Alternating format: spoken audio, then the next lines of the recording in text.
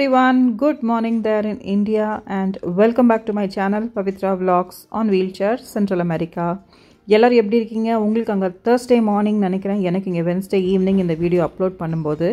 But இந்த வீடியோல நான் ஷேர் பண்ணிருக்கிறது என்னுடைய Tuesday full day vlog, a day in my routine.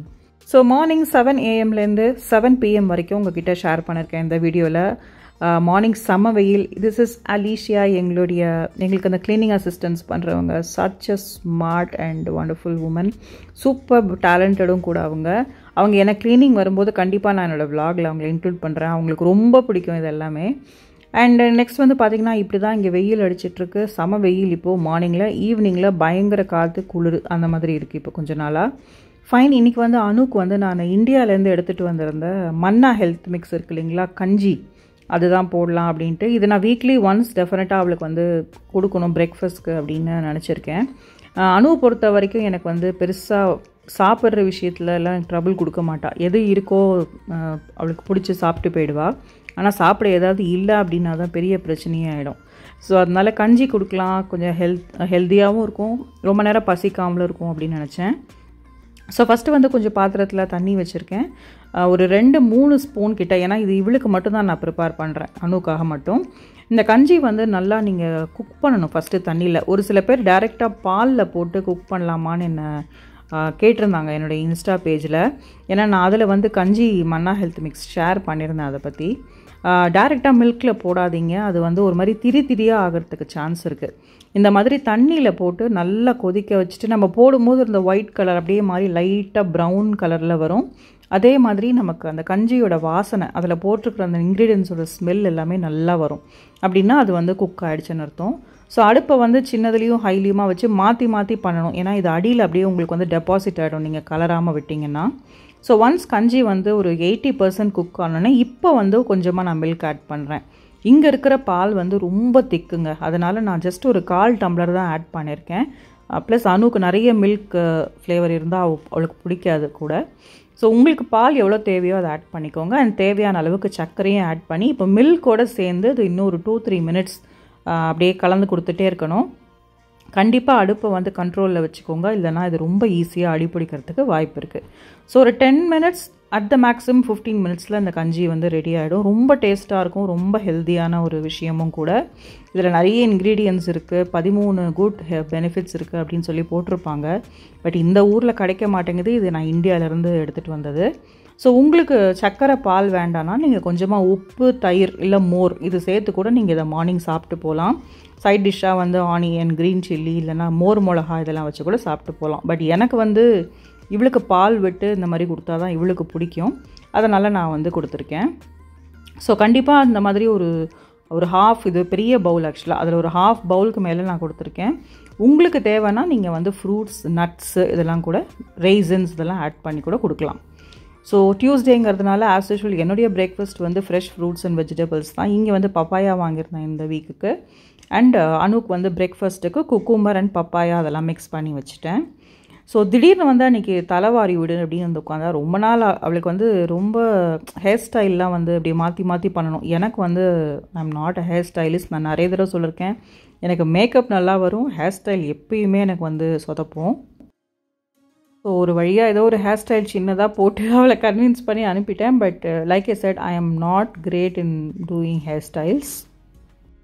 And நீங்கள் பார்த்தீங்கன்னா கொஞ்சம் டைமும் ஆகிடுச்சு. ஒரு 5 மினிட்ஸ் கிட்ட இருக்கும்போது தான் நான் கடகடன் ஹேர் ஸ்டைல் பண்ணிவிட்டு அவளுக்கு ஸ்நாக்ஸ்லாம் எடுத்து வச்சுட்டு ஸ்கூலுக்கு கிளம்பியாச்சு. ஸோ எஸ் ஃப்ரெண்ட்ஸ், டைம் பார்த்தீங்கன்னா இப்போது 10:30 AM. நான் லஞ்ச் ப்ரிப்பேர் பண்ணுறதுக்கு முன்னாடி கொஞ்சம் ஒரு பிரேக் எடுத்துக்கலாம். ஏன்னா இன்றைக்கி 1 pot ஃபுட் தான் பண்ணலாம் அப்படின்னு முடிவு பண்ணியிருக்கேன். ஸோ இந்த வீடியோவில் ஒரு முக்கியமான விஷயம் உங்ககிட்ட ஷேர் பண்ணிக்கிறேன். இந்த டாம்ஃபி அப்படிங்கிற திருப்பூரில் இருக்கிற இந்த காட்டன் டெக்ஸ்டைல் அவங்க ஸ்மால் ஸ்கேல் இண்டஸ்ட்ரி தான். இது பெய்டு ப்ரமோஷனோ இல்லை பைசாக்காகவோ நான் கண்டிப்பாக பண்ணலை. இவங்க கோவிட் டைமில் ரொம்ப அஃபெக்ட் ஆனதுனால அவங்களால அவங்க பிஸ்னஸை டெவலப் பண்ண முடியலன்னு சொல்லி எனக்கு ஷேர் பண்ண சொல்லி ஹெல்ப் கேட்டிருந்தாங்க. ஸோ அவங்களுடைய கான்டாக்ட் டீட்டெயில்ஸ் எல்லாமே இங்கே கொடுக்குறேன். உங்களுக்கு காட்டன் ட்ரெஸ்ஸஸ், இன்னர்வேர்ஸ், ஸ்போர்ட்ஸ் வேர் இந்த மாதிரி விஷயங்கள்லாம் தேவைப்பட்டுச்சுன்னா ப்ளீஸ் அவங்கள காண்டாக்ட் பண்ணுங்கள். நம்ம கொஞ்சம் ஆர்டர்ஸ் கொடுக்குறோம் அப்படின்னா கண்டிப்பாக அவங்களுடைய பிஸ்னஸ் வந்து டெவலப் ஆகிறதுக்கு சான்சஸும் இருக்குது. ஸோ நான் யூஸ்வலாகவே யார்கிட்டையுமே பெய்டு ப்ரமோஷனுக்கு நான் அக்செப்ட் பண்ணிக்கவே மாட்டேன்.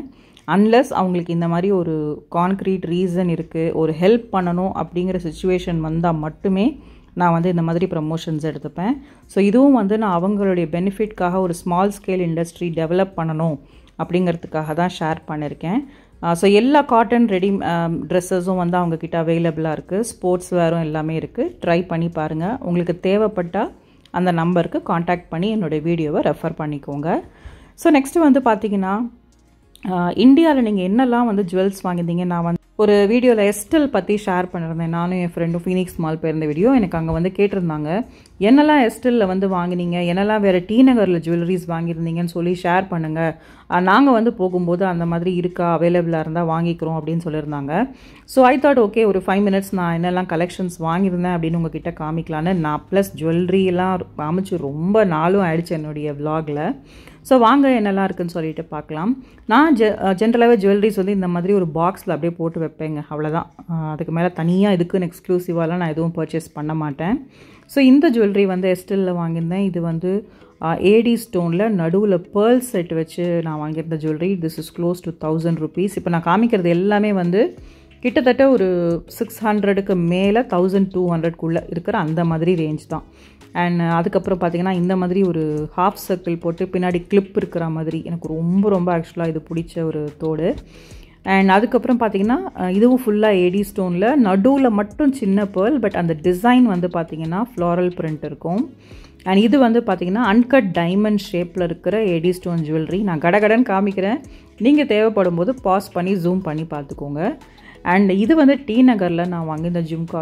எனக்கு ரொம்ப பிடிச்ச ஜும்காங்க. ஒரு ரொம்ப ட்ரெண்டிங்காக இருக்கக்கூடிய ஒரு டிசைன் இது.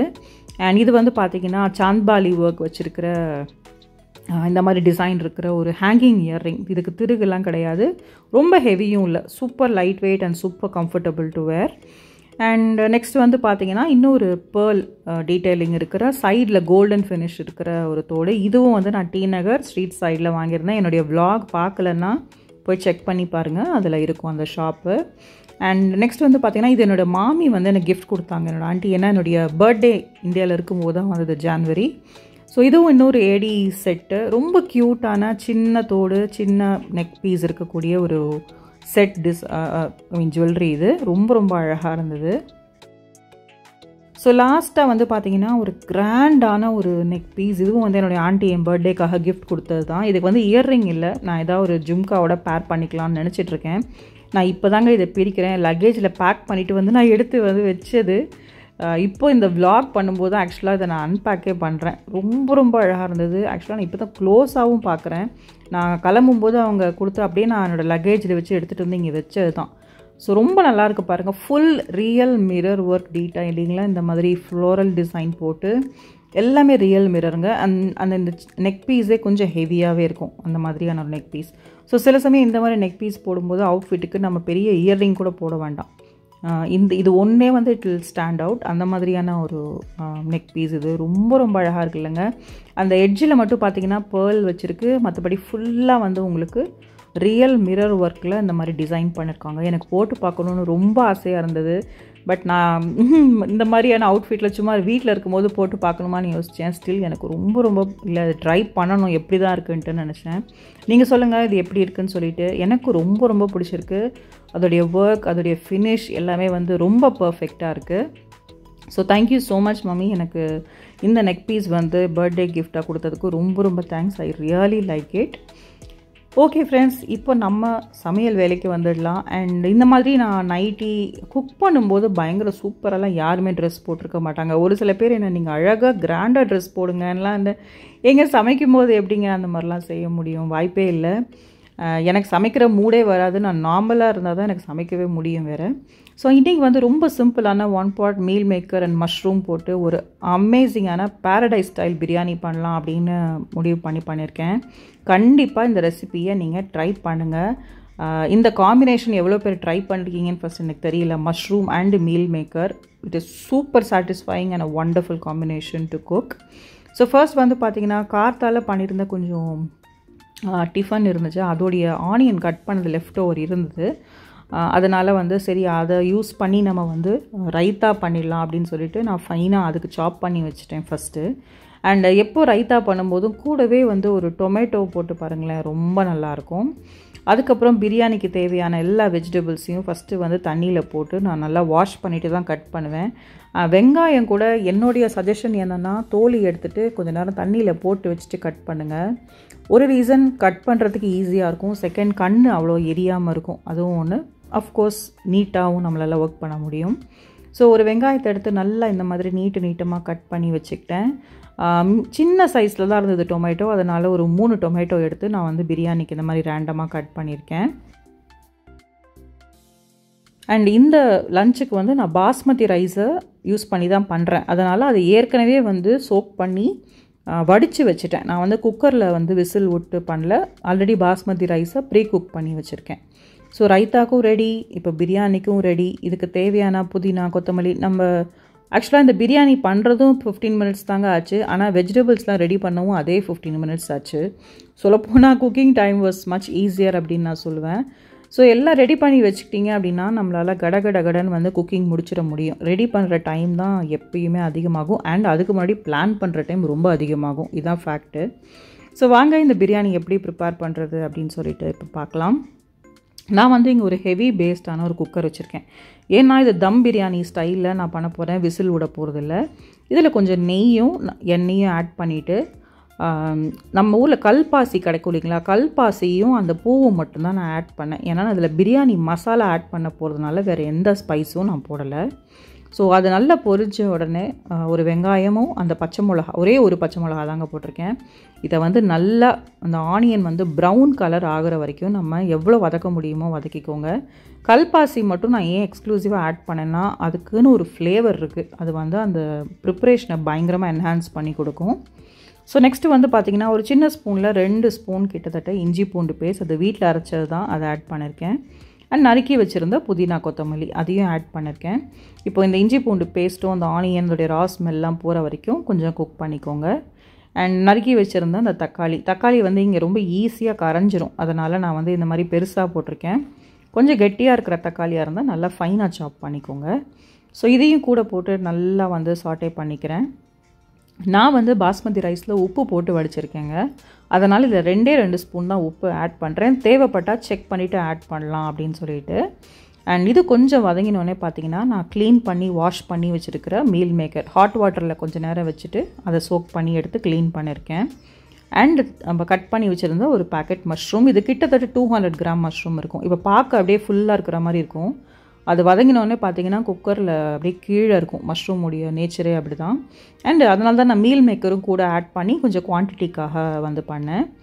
ஸோ நெக்ஸ்ட் வந்து பார்த்திங்கன்னா ஒரு 2 டேபிள் ஸ்பூன், குட்டி ஸ்பூன் தாங்க இது, இந்த ஐஸ்கிரீம் ஸ்பூனில் ஒரு 2 ஸ்பூன் வந்து சில்லி பவுடர் ஆட் பண்ணியிருக்கேன். இது வேண்டாம்னா நீங்கள் ஸ்கிப் பண்ணிவிடுங்க. ஏன்னா இதில் மெயின் வந்து நான் வந்து என்னுடைய ஃப்ரெண்டோட செந்தூர் மசாலாவோடைய பிரியாணி மசாலா தான் ஆட் பண்ணியிருக்கேன். இது என்னுடைய க்ளோஸ் ஃப்ரெண்ட் ரேகா அவங்களுடைய ஓன் பிராண்ட். டீட்டெயில்ஸ் எல்லாமே டிஸ்கிரிப்ஷனில் கொடுக்குறேன், அவங்களுடைய மசாலாஸ்லாம் நீங்கள் போய் செக் பண்ணி பாருங்கள் உங்களுக்கு தேவைப்பட்டுச்சுன்னா. ஸோ அந்த பிரியாணி மசாலாவை வந்து நான் ஒரு குட்டி ஸ்பூனில் ஒரு 2லேருந்து ஒரு 3 ஸ்பூன், நமக்கு எவ்வளோ தேவையோ அந்த பிரியாணியோடைய அந்த ஸ்மெல் ஃப்ளேவர் நீங்கள் அவ்வளோ ஆட் பண்ணிக்கோங்க. ஸோ எக்ஸ்ட்ரா மசாலா எதுவுமே போட வேண்டாம், இதோட ஃப்ளேவரே அல்டிமேட்டாக இருக்கும். ஸோ கொஞ்சம் இது வந்து குக் ஆகி நீங்கள் பார்த்தீங்கன்னா மஷ்ரூம் அப்படியே தண்ணிலாம் ரிலீஸ் பண்ணி குக் ஆகிட்டு இருக்கும்போது ஒரே 1 டேபிள் ஸ்பூன் கெட்டியான தயிர் ஆட் பண்ணிக்கிறேன். இங்கே இருக்கிற தயிர் வந்து ரொம்ப க்ரீமியாக இருக்கும், அதனால் நிறைய ஆட் பண்ணோன்னா அப்படியே அந்த டிஷ்ஷே ரொம்ப பிளாண்டாக்கி கலரே டல்லாக்கிடும்.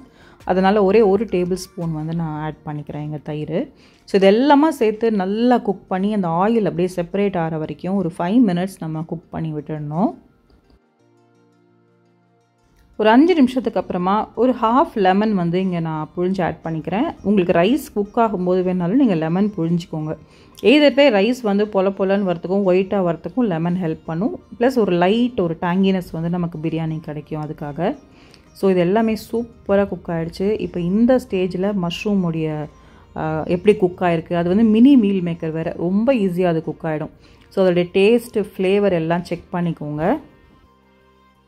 ஸோ நான் டெஸ்ட் பண்ண வரைக்கும் அதில் பர்ஃபெக்டாக சால்ட்டு காரம் எல்லாமே கொஞ்சம் ஷார்ப்பாக இருந்தது. இப்போ நம்ம ரைஸ் குக் பண்ணி வச்சுருக்கிற அந்த பாஸ்மதி ரைஸ் இதை வந்து 80% நான் குக் பண்ணியிருக்கேன். ஏன்னா மீதி இங்கே வந்து நான் தம் போடும்போது உங்களுக்கு வந்து மீதி குக் ஆகிடும்.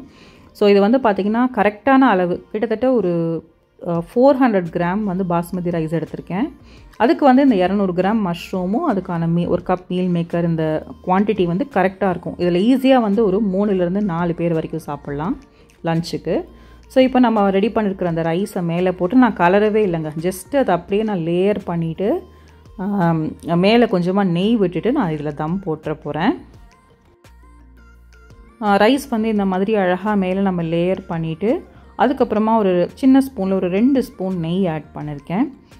இந்த ஸ்டேஜில் உங்களுக்கு வந்து சாஃப்ரன் வாட்டர் ஆட் பண்ணணும் அப்படின்னா ஆட் பண்ணிக்கோங்க, முந்திரி பருப்பு ஆட் பண்ணணுன்னா பண்ணிக்கோங்க. இதெல்லாம் வந்து அவங்கவுங்களுடைய பர்சனல் சாய்ஸ். ஸோ நான் வந்து இதுக்கு மேலே நெய்யை தவிர வேறு எதுவும் போடலை. நான் சொன்ன மாதிரி ஆட் ஆன் டாப்பிங்ஸ் உங்களுக்கு என்ன வேணுமோ, புதினா கொத்தமல்லி எக்ஸ்ட்ரா வேணுனாலும் நீங்கள் போட்டுக்கோங்க. ஸோ ஒரு பிளேட்டை போட்டு வச்சுட்டு மேலே ஒரு வெயிட் வச்சுட்டு கிட்டத்தட்ட 15 மினிட்ஸ் நான் லோ ஃப்ளேம்லேயே வச்சுட்டு ஆஃப் பண்ணிட்டேன். சூப்பராக இருந்ததுங்க. நான் சும்மா சொல்லலை, உண்மையாகவே இந்த தடவை பிரியாணி வந்து எக்ஸலண்ட்டாக வந்து அவுட்கம் வந்தது. ஸோ 15 நிமிஷத்துக்கு அப்புறமா அடுப்பை ஆஃப் பண்ணிவிட்டு அதை டிஸ்டர்ப் பண்ணக்கூடாது, இன்னொரு 15 மினிட்ஸ் ரெஸ்டிங் டைம் கொடுத்துட்டு கலரினா சூப்பராக இருந்ததுங்க. உண்மையாகவே அனுக்கு வந்து அவ்வளோ பிடிச்சிருந்தது. லஞ்ச் பாக்ஸில் அது வைக்கும்போது அம்மா இது எப்படி பண்ண அப்படின்னு சொல்லி கேட்டால் நான் சொன்னேன் நீ என்னோடய வீடியோ பார்த்துக்கோ அப்படின்னு. So it came out so well, so tasty. அந்த மஷ்ரூம் அண்ட் மீல் மேக்கர் அந்த காம்பினேஷனே வந்து இந்த பிரியாணிக்கு வந்து ஃப்ளேவர் ரொம்ப என்ஹான்ஸ் பண்ணி கொடுத்துச்சு. And my dear Rekha's Senthur masalas biryani masala, it turned out so well. So கண்டிப்பாக இந்த பிரியாணி மசாலா ட்ரை பண்ணி பாருங்கள். நான் லிங்க் வந்து டிஸ்கிரிப்ஷனில் கொடுக்குறேன், அவங்களுடைய காண்டாக்ட் டீட்டெயில்ஸ் எல்லாமே மறக்காமல் ட்ரை பண்ணி பாருங்கள். ஸோ நம்ம அனுக்கு வந்து லஞ்ச் வைக்கலாம். இங்கே வந்து பார்த்திங்கன்னா இது வந்து நம்ம பேரடைஸ் பிரியாணி சாப்பிட்ருப்போம் இல்லை சென்னையில், உங்களுக்கு ஒரு மாதிரி ரைஸ் தனியாக அந்த மசாலாஸ் தனியாக இருக்கும், நம்ம எக்ஸ்ட்ரா மசாலா வேணும்னா நம்ம சொல்லி கேட்போம்.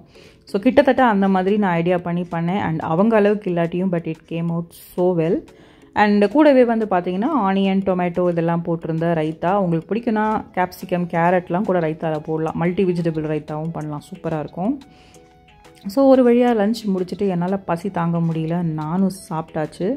இதுக்கப்புறமா நான் கொஞ்சம் நேரம் ரெஸ்ட் எடுத்துகிட்டு அதுக்கப்புறம் ஈவினிங் 5:30 பார்த்திங்கன்னா அனு வந்துட்டா. இங்கே என்ன சாப்பிட்றான்னு கேட்டிங்கன்னா திருப்பி அதே பிரியாணி கொஞ்சம் எடுத்து வச்சுருந்தேன், அதே தான் சாப்பிட்டா. எங்கே பிரியாணி அப்படின்னு சொல்லிட்டு அவளுக்கு அவ்வளோ பிடிச்சிருந்தது. அதுக்கப்புறம் கொஞ்சம் நேரம் காஃபி குடிக்கலான்னு சொல்லிட்டு வெளியில் வந்து உட்கார்ந்துருந்தோம். இங்கே வந்து இந்த கார்டனிங் ஒர்க் இதெல்லாம் பார்த்துட்டு அப்படியே காஃபி குடிக்கலான்னு வி ஜஸ்ட் கேம் அவுட். ஏன்னா அதுக்கப்புறம் எனக்கு பூஜா ஆக்டிவிட்டீஸு வேலைகள் இருக்கும். ஸோ காஃபி குடிக்கலாம் அப்படின்னு நான் ஒரு சிப் குடிக்கும்போது காஃபியை சியர்ஸ் பண்ணாமல் யாராச்சும் குடிப்பாங்களா அப்படின்னு சொல்லி கேட்டுட்டு இருந்தா. ஸோ கொஞ்ச நேரம் காஃபி குடிச்சிட்டு அதுக்கப்புறம் அவளுக்கு படிக்கிற ஒர்க் இருந்தது. நான் ஏன் ஈவினிங் இப்போ நான் ஷேர் பண்ணியிருக்கேன் அப்படின்னு பார்த்தீங்கன்னா, நிறைய பேர் நீங்கள் ஈவினிங் என்ன பண்ணுறீங்க அப்படின்னு என்ன கேட்குறீங்க. ஓகே ஃபைன், என்ன பண்ணுறேன் அப்படிங்கிறதே உங்ககிட்ட ஷேர் பண்ணலாம் அப்படின்ட்டு சும்மா சியர்ஸ் பண்ணி கொஞ்சம் நேரம் இந்த டயத்தில் தான் வந்து ஸ்கூலில் எதாவது நடந்துச்சா, மார்க்கு, இந்த மாதிரி விஷயங்கள்லாம் நாங்கள் பேசிகிட்ருப்போம்னு வச்சுக்கோங்களேன். ஸோ டைம் வந்து பார்த்திங்கன்னா ஆல்மோஸ்ட் 6:15. இது என்னுடைய பூஜா டெக்கோர். நான் ஏற்கனவே லாஸ்ட் வீக் வந்து விளக்கெல்லாம் நான் எப்படி க்ளீன் பண்ணுவேன் அப்படிங்கிறத நான் என்னுடைய விலாகில் ஷேர் பண்ணியிருந்தேன். அப்போ வந்து கேட்டிருந்தாங்க, நீங்கள் விளக்கு ஏற்றுறதையும் நீங்கள் ஃபினிஷ் பண்ணதுக்கப்புறமா அது எப்படி இருக்குங்கிறதையும் கொஞ்சம் காமிங்க அப்படின்னு சொல்லியிருந்தாங்க.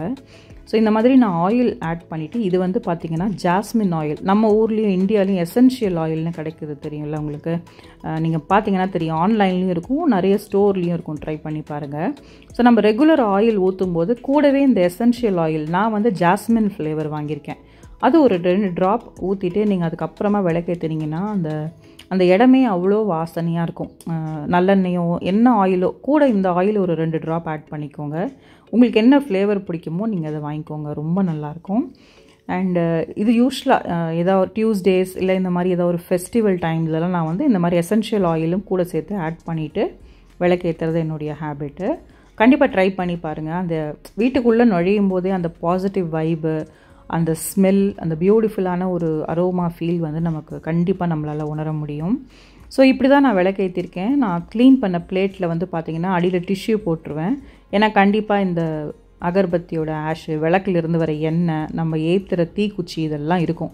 அதெல்லாம் நம்ம அப்படியே இந்த டிஷ்யூவில் கலெக்ட் பண்ணிவிட்டு அதை தொடச்சிட்டு க்ளீன் பண்ணுறதுக்கு ரொம்ப ஈஸியாக இருக்கும்.